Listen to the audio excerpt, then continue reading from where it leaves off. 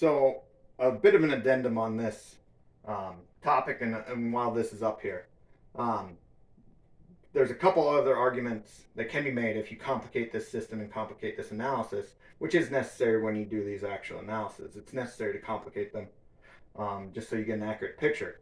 But one major complication um, is, say, methane from an animal, and that's what I. And there's two parts of this that you could call a source and a form argument.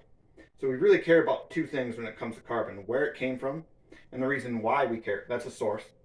Reason why we care is because if we're destroying soil organic matter and that becomes a source of atmospheric carbon, additive atmospheric carbon, that's problematic for the soil.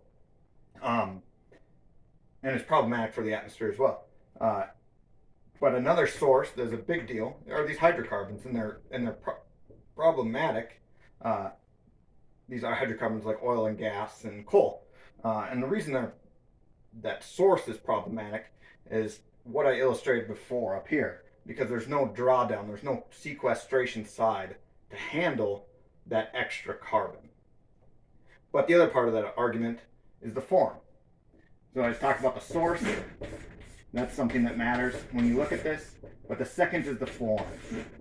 And that's part of that methane argument.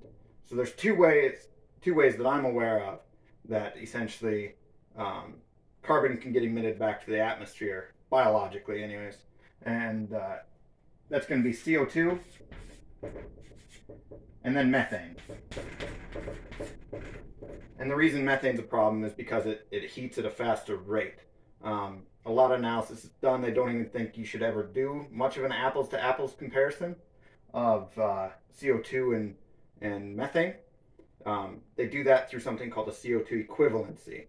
But it's a bit clunky, and it doesn't accurately represent the behavior of these molecules in the system.